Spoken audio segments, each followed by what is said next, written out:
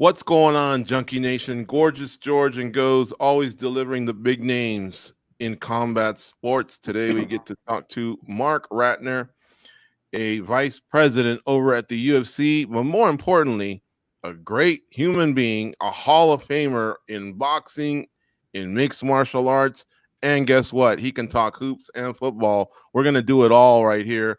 Welcome back, Marc. How are you, sir? I'm delighted to talk with you guys. I saw you at our expo for a second, but you were too busy. But everything's good, and but I wanted to start off saying that this is a tough weekend for me because we got a huge fight in Salt Lake and we got a huge fight in Las Vegas, and I can't be in two places. So, but I've been waiting for Spence Crawford for a long time, but I'll be at Poirier and Gaethje, so all There's good. no exception could be made for you to stay back and just go to the boxing. I'm sure you have an off day, right, or vacation day.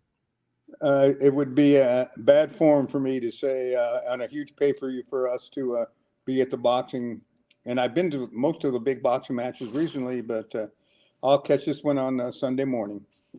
Does it have to do with the Utah Commission maybe isn't as established as some of the other ones, or you just have to be at every pay-per-view essentially? I just like to be at them, and in case there's any problems, sometimes the broadcast needs some information. So that's the way it is.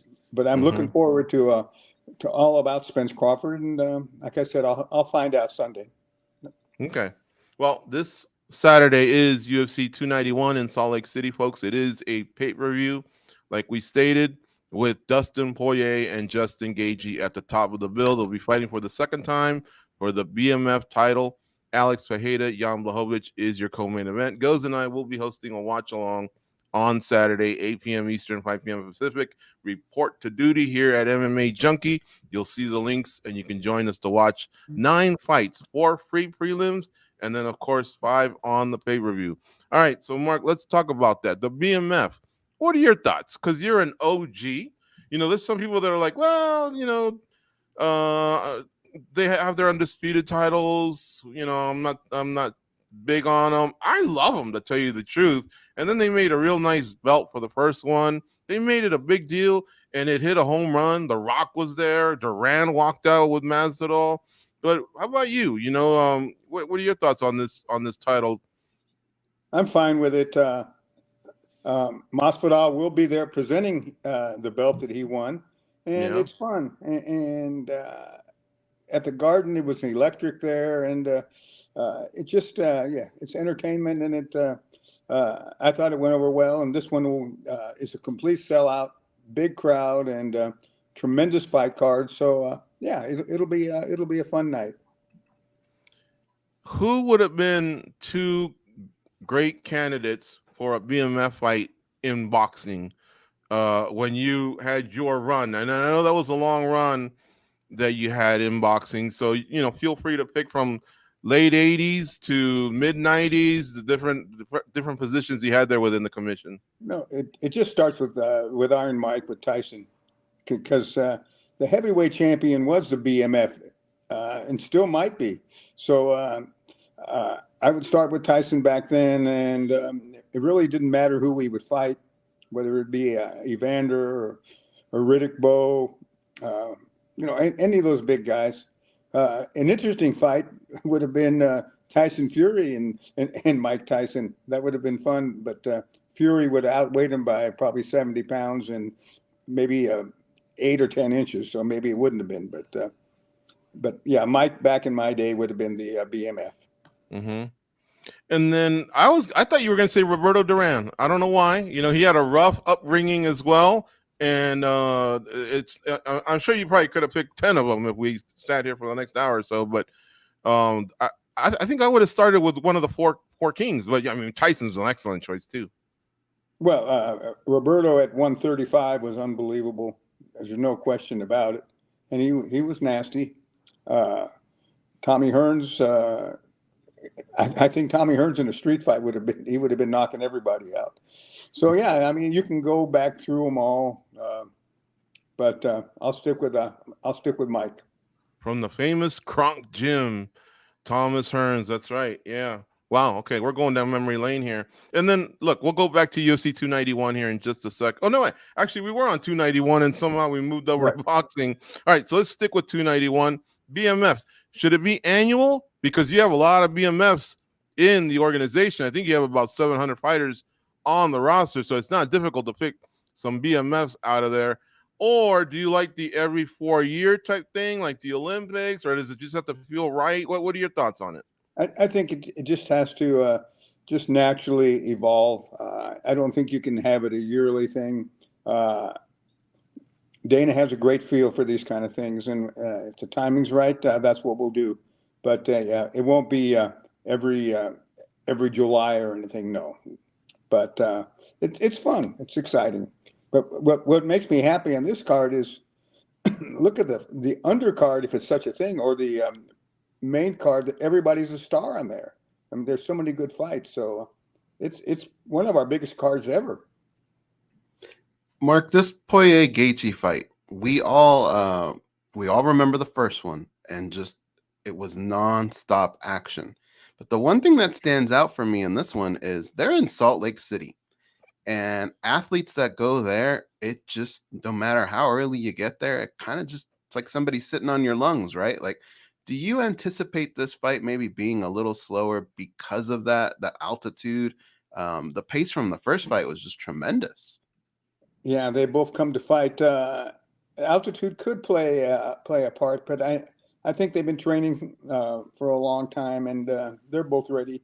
Uh, I look for it to be a war, and neither guy will back up, so you know it's going to be action. If Marc Ratner from today could speak to Marc Ratner when you first took your job with the UFC, what are some of the things that you've kind of learned or picked up on MMA that you would share with younger Marc Ratner?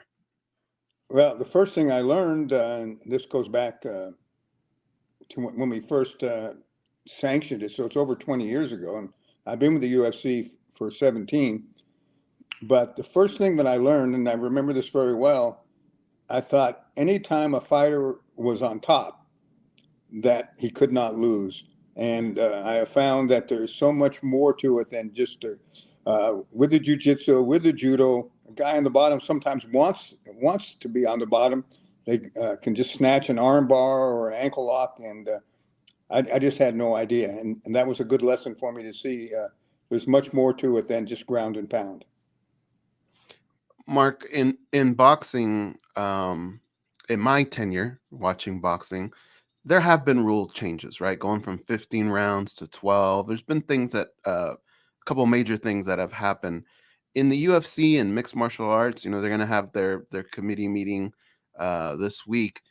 Do you feel like we've kind of figured out the system to a point where from going here on out, not very many things will change, or do you still anticipate maybe like a major change? You know, in my lifetime, uh, in the NFL, there wasn't a 2-point conversion for a long time. Then all of a sudden that came around, and now it feels like football wouldn't be the same without it, right?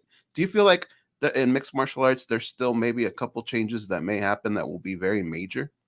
I don't think so right now. I'll be going to the Association of Combat Commissions actually Monday, discussing some of these kind of things, but I don't see anything major. There'll be some fine tuning. We're always working on the on the officiating and learning on that, uh, and the judging especially. It's a very hard fight or sport to judge because there's so many ways you can inflict yourself. So I think the more we do when it comes to teaching and having seminars, those would be the major changes. But I don't think any minor anything, or I should say anything huge will happen. No, I'm not at this time thinking that. Did you used to go to the athlete summits that the UFC used to have back in the day? Yes. Did they communicate the rules of MMA to the fighters? I still find that a lot of fighters are lost when it comes to talking about the rules and why they just lost a split decision. Now, it could just be their ego and they're trying to cover up because it's embarrassing. Let's face it. You're in front of millions and you get your butt kicked. And sometimes you're like, I thought I did this. I thought I did that. But sometimes when I hear them do interviews, they just don't seem to really almost know the rules, or at least what the judges are watching. I tend to defend the judges a little bit more. They're not blind. They definitely have a better seat than we do. They definitely are familiar with the criteria. I just try and tell them offense and damage. Focus on that. That's exactly right. In duration, that comes into play, and damage is certainly a big part. I am amazed how many cornermen, let alone fighters, they don't know if there's an accidental foul in the second round. We'll have a no decision. Just you would think there's some elementary rules that everybody should know. They do have some with the different commissions rules meetings. It hasn't. There's no excuse for not knowing what's going on, and all we can do is keep educating. Should the summits come back? I mean, now that there's so many things that you guys can do with the PI, you have the Apex next door, so there's plenty of room to have them no longer be out in the dark in terms of like, well, I didn't know that supplement was no good for me. I mean, it should be plainly obvious at this point what you can and can't put in your body. And then as far as like weight cutting, because look, we're at 30 years. I love it, right? In boxing, I'm sure you could probably tell us you've probably been ringside for the worst of the worst. In MMA and the UFC especially, which is what we're focusing on yet, we've never had something like that, thankfully. And a lot of it has to do because there's aspects of this sport where it is safer. But I'm just wondering if at 30 years, maybe we just, like I say, graduate, evolve, communicate better to the fighters, and give a better product. Because I'm thinking the only thing that really comes out of every weekend that kind of sours, I think, new fans is just that judging controversy, things like that. Well, obviously, judging is so subjective. But when you talk about weight cutting and what you can and cannot put in your body, we have a in charge of our drug testing, Jeff Nowitzki.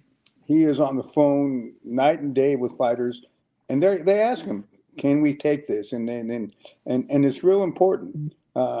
We still have some people testing positive, but nowhere near like it once was.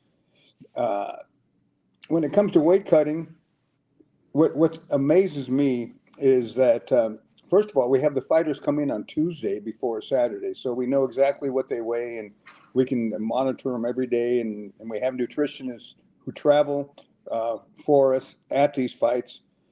But 90% of the fights, they've had these fights for 6 weeks or 8 weeks. Why should any fighter come in for a 155 pounder at 175 or 178 and have to lose 20 pounds in 5 or 6 days? That's what I find really perplexing. There's no reason to come in. You should maybe come in 7 or 8 pounds, but these guys have to cut 15, 18 pounds and then put it back on the next day within 24 hours. It just doesn't make sense to me, and I don't think it's medically good for them. But the culture from wrestling, slowly we're changing, but having the PI, having nutritionists, having trainers who travel with us certainly is helping. Would you be in favor of closing the gap on some weight classes and going 55, 65, 75, 85, 95, 205, and then heavyweight?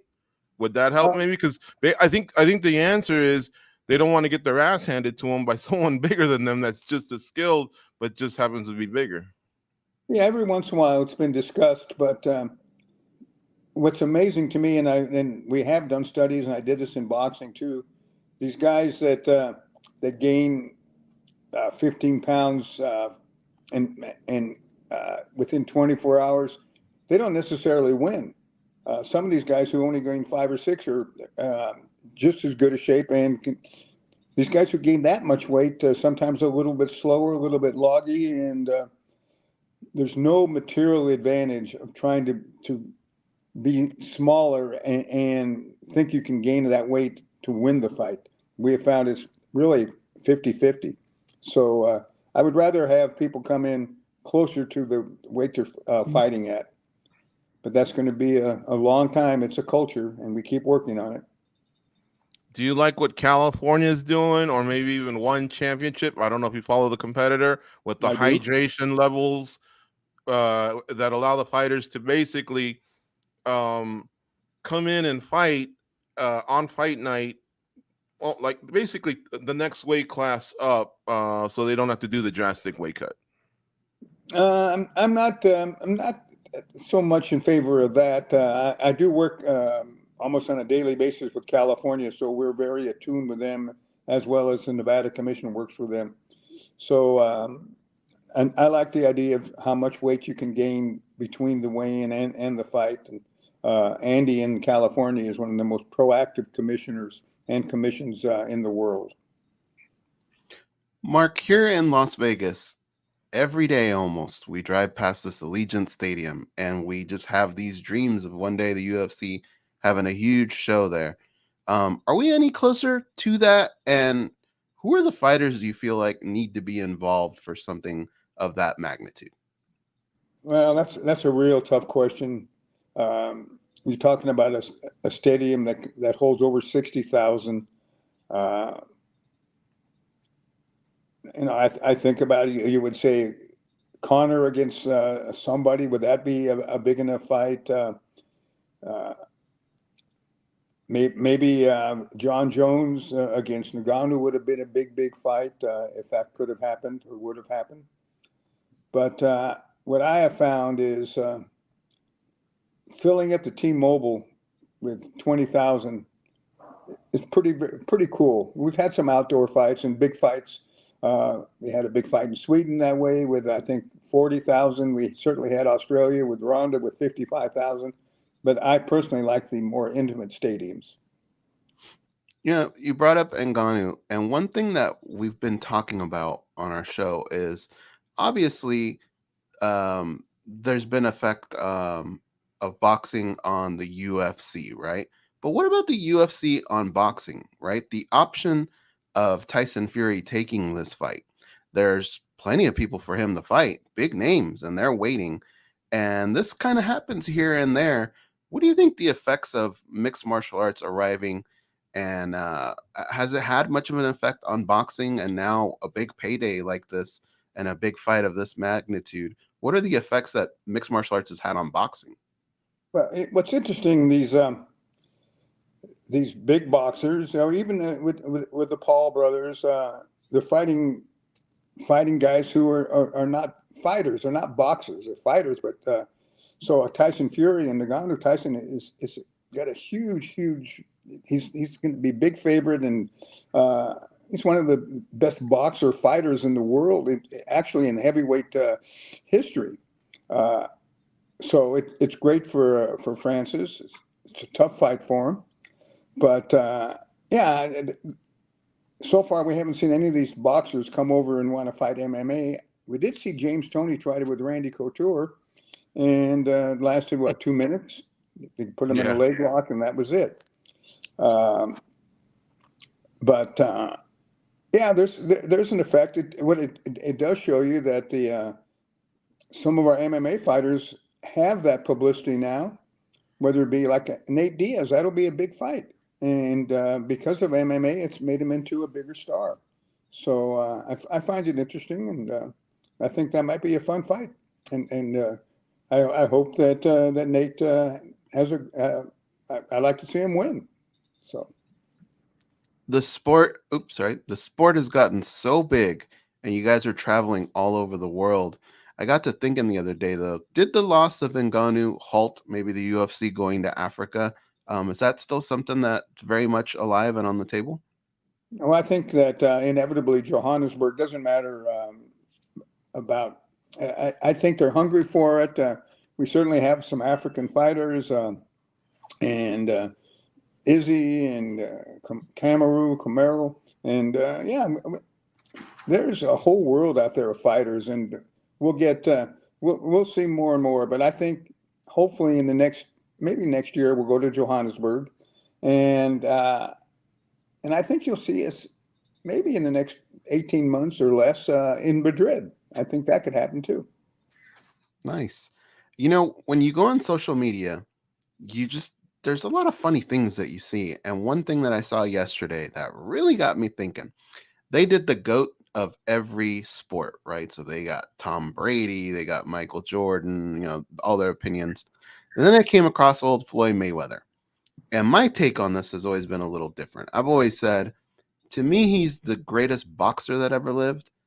But for me, I feel like a guy like Sugar Ray Leonard or Muhammad Ali was the greatest fighter that ever lived. Um, I think there's a difference in boxing between those two mentalities and how to take on a fight any man, anytime, of your era, and kind of mix a little bit of risk and reward, right? What do you Well, think when it comes to goats and all that, all this talk and different sports and all that? How many times do you go back and forth on all that? no, I think about that. In the last 25 years, there's been nobody like Floyd. He doesn't even get hit that much. But if you go back in the history, whether it's Sugar Ray Robinson, uh, one of the best fighters I saw in their prime, we already mentioned Duran, but was Julio Cesar Chavez at a smaller weight. I mean, he was to the body, he was unbelievable. He was a hell of a fighter. Um, but I have found it's really hard to compare. The heavyweights, Rocky Marciano, I don't think ever weighed more than 187. Uh, Ali, I think he maybe fought at 210 at the most. And look at these heavyweights now; it's different. But Floyd, he's been a very special fighter for the last 20 years. But I don't compare eras. It's just a different world, different nutrition. But the techniques are still pretty much the same, and that's what makes Spence and Crawford. They're more throwback fighters who come to fight. Who do you like in that fight that's coming up this weekend? I think that I I've seen him fight a little bit, but not in person. Crawford once, but Spencer's remarkable that he recovered from his accident. Yeah. I think that that Bud Crawford is a small favorite, but this is a real battle, and I look forward to. I think that at least 9 or 10 rounds, but I wouldn't make a pick. I think it's that even. And inevitably, when two great boxers box, the unofficial pound for pound or current baddest man on the planet conversation will come up. So it's been a while. What's your latest boxing pound for pound? Will this weekend settle it, or we got Naoya Inoue, who's just whooping some butts, the Japanese fighter as He well. might be the best of them all for pound for pound. Yeah, He's unbelievable, and the kid he fought, the man he fought a couple days Ultra. ago, he was undefeated also, Yeah, and Inoue went right through him and beat him up. So he's certainly one of the top pound for pound guys. This fight will, it could be one in the winner of his fight too, or vice versa. That's how good it is. he's got a high finishing rate as well for being one of the lighter weight boxers. He's just going out there and pummeling guys. Inoue. Yeah, I was very impressed when I watched the video of it. Mm-hmm. UNLV hoops. All right, I think they made it as far as the quarterfinals. I think in the Mountain West last year. Great defense at the beginning of the year, but it wasn't enough. Do you think they've retooled, and what do you think are the prospects for the Rebels this year? In talking to some people who know some of these new recruits, I'm very bullish on them. I think that I won't say they can win the Mountain West, but I think they'll be one of the top three teams. San Diego State every year retools, and their program is wonderful. But I look for UNLV to win enough games, do good in the conference tournament, and maybe this year go as an at-large to the tournament. Excuse me. That would be great. Yeah. That Yeah. makes me happy. I've been waiting for that for a while. What about in football? UNLV football, they've put so much money into the program. To me, it seems like so appetizing to new recruits to come to Las Vegas. Has changed so much. The facilities are top notch. Where they play is great. Do you feel like UNLV football can maybe take a step forward this year? I do. I've talked with a coach. He came over here. He really is a coach. You can just talk to him and feel the energy. And I believe that I would say they could win 6 or 7 games this year. I really think this will be a good turning point for him. Uh, he's got some good recruits, good kids coming in. Uh, the conference gets better every year, but yeah, I like with all the facilities, everything, all the advantages UNLV has. They should be one of the better teams in the Mountain West, and hopefully this year they will win 6 or 7 and get to go to at least some kind of bowl game.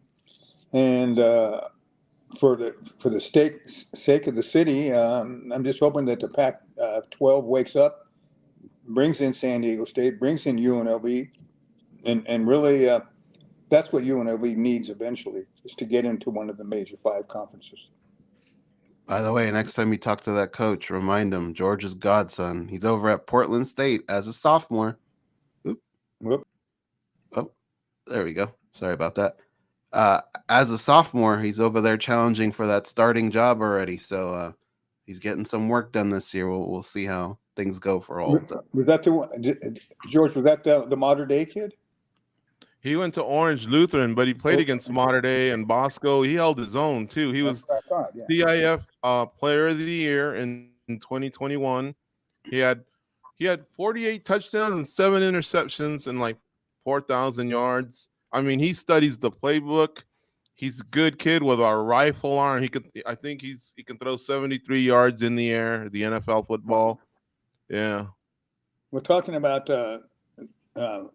high school football a little bit. Gorman right now is, and it's all pretty subjective, but their Mater Day is number 1, and they're number 2, and Bosco's number 3 in the first ratings, which is unbelievable to me.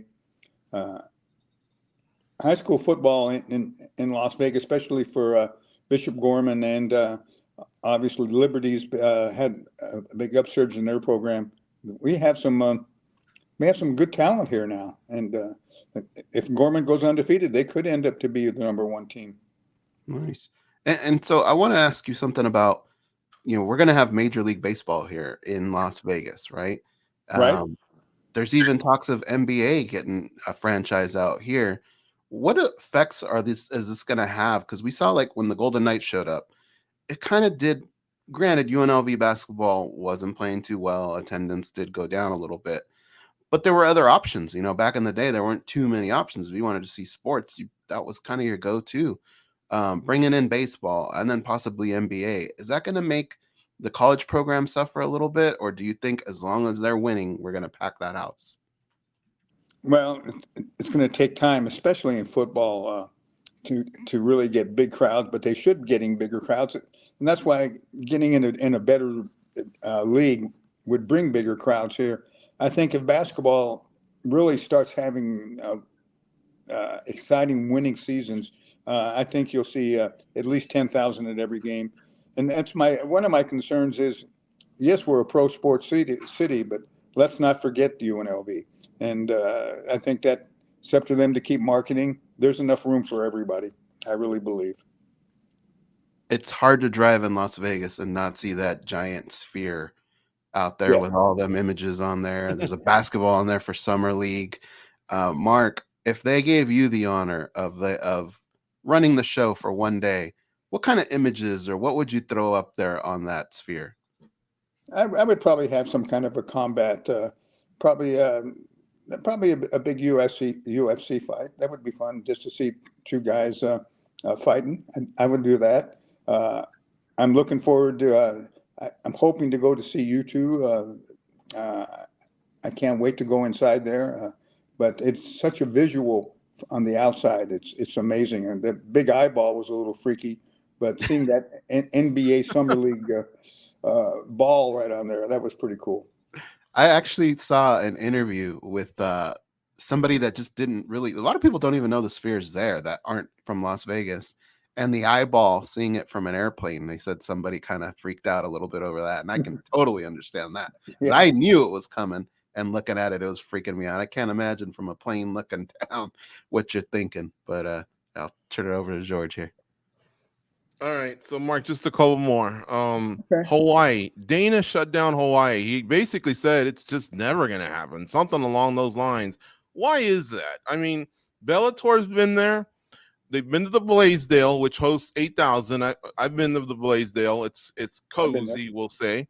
But the Rainbows. Oh no, that's not their name. The Warriors, I think.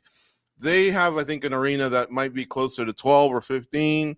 But I guess it comes down to regulation. There was talk about a stadium, the weather, but once again, I guess I don't know if it's the tourism, the regulation. Why is it such a shutdown that they can't go there? The one thing about the UFC is they always figure it out. And I can't understand why they won't do it, especially with so many great Hawaiian fighters, past and present. We were trying to deal with their tourism board, and they were going to promise us things and financial incentives, and they didn't come through. I do believe there'll be a day. Aloha Stadium's being redone, I guess, and refurbished. So I never use the word never. So I used it twice in one sentence. But I believe that it could happen someday. In New York, we have Jones versus Miocic. It's going to be chilly then. So I know you're going to probably have your scarf. You'll Right. probably be wearing your gloves too, right? Because it's going to be cold. I will definitely have a scarf, and I'm looking forward to going back to the Garden and seeing some kind of play, or to see if the Knicks are home. Yeah, so I'll do that. But roll with me here. It is kind of Okay. cold. So you'll probably be wearing your gloves, right? Too at Okay. times. Yeah. Now, that said, it'll be 30 years. Is there a chance you may take off the gloves after that event and just say, hey, I'm done here. I got us regulated in every province in Canada, every state in the United States. You got the A's coming soon. We got this Sphere. I'm missing Crawford and Spence. When can Marc Ratner say, hey, I've done a lot for the UFC? You're already in the Hall of Fame. They're not going to take you out. So when could enough be enough? Everything in life is about health, no matter what. And as long as I feel good and have the energy, then I'll keep going. I love going to New York, but I'll keep the gloves on for a while. Hey, all right, cool. Well, hey, if that's what you want to do, awesome. For some reason, I thought it might eat at you a little bit that there's so many events, the NFL draft, the Super Bowl's coming next year. We got Formula One, and then you might look at the schedule and go, oh, I got to be here. I got to be in this city, you know? So I didn't know if that was just maybe tugging at you. And I thought 30 years might be a good time for Mark to bounce. No, I love boxing still, and this just so happens was a fight that I was hoping that would be put together maybe 3 or 4 years ago. It took them a long time to put it together, but boxing's on a good right now. It's becoming hot again, and I'm delighted for it. I like Tank Davis. I thought he was great. I thought Lomachenko fought really good the last fight when he fought here against Garcia. There's just a lot of good stuff going on. Mm-hmm. All right. Here's the last one. Okay. Sunday events for the UFC. I know this might sound crazy because it'll instantly be, well, Saturday's fight night. We all know that. Okay, we do know that. But one of the highest rated television shows every week is Sunday Night Football during the season, during the fall. We know WrestleMania can be on a Sunday. NBA sometimes will go out of their way. They'll have a back-to-back, so the team will be home for two games in the playoffs. But yet somehow they'll play Thursday and Sunday because they really want to fill Sunday. People watch television on Sunday. I don't know if I said WrestleMania, but again, WrestleMania, all those pro wrestling big events. Could the UFC ever just turn to a Sunday maybe and do an event then? I don't know. I've always just wondered that. It's a good question. I don't know the actual dynamics. I know that Saturday night pay-per-view seems to work very well in all these sports. But yes, Sunday Super Bowl, you wouldn't have it any other day. Mm-hmm. But to my knowledge, we haven't talked about having a Sunday fight. Now we're going to Sydney in 2 weeks or 3 weeks, and that fight will be on a Sunday in Sydney, but it'll be broadcast here on a Saturday. Right. Well, like I say, I know pro wrestling has sold a lot of pay-per-views on a Sunday. And here's why I asked. See this right here? Manchester United, they're going to be at the Allegiant Stadium on Sunday. Now, I'm not going to lie to you and say they're going to sell it out because I know tickets are moving slow, but there's going to be probably at least 50,000. Yeah. You know what I mean? And so people will take Monday off and go to an event on a Sunday. And like I say, there's been events where pay-per-views have been sold on a Sunday. It's just a damn shame that you can't be at both events, Crawford and Spence. And I always wondered why the UFC maybe just didn't take a look at Sunday with it being so big in sports. That was really. I guess that's not my department, and to the best of my knowledge, we haven't thought about it. But when you talk about big time soccer, look at the Mexican team. They sell out here on a Wednesday night with a few fights in the stands, though. But yeah, an undercard. We're talking about USA Mexico. That place was packed. Right. About a month ago. Yeah, here in Las Vegas. All right, sir. Well, listen, we have way more questions, but I know that you need to get going because you have UFC 291 in Salt Lake City, and it's coming up, folks. You got to tune in. And like Mr. Ratner did say, it is a really stacked card. Blachowicz and Pereira in what I imagine will be a title eliminator type bout. It's vacant at 205 because of the unfortunate injury sustained by Jamal Hill. So right. The former champ Blachowicz versus the former champ Pereira. Pereira moving up from 185. That's going to be big. Wonder Boy Stephen Thompson against Michelle Pereira. Tony Ferguson versus Bobby Green. Hell, that could be a BMF right there. Those are some gangsters. Michael Chiesa versus Kevin Holland. Great card. And Mr. Ratner, as always, thank you for the time. We hope to do this again very soon. I know I say that, and sometimes we wait longer than it should. I finally found my mistake. I've been texting your work line, and so when I wasn't getting an answer back, I was like, "What? Are we on the outs here at Junkie Radio with Ratner, or what's going on?" And I finally figured it out that I was texting your work line. So now I got the other one. We'll do this again. Coach and George, thanks, and I'll go to Salt Lake in a couple hours, and we'll have a big fight card. Awesome. All right, safe travels. We'll talk to you soon. Thanks.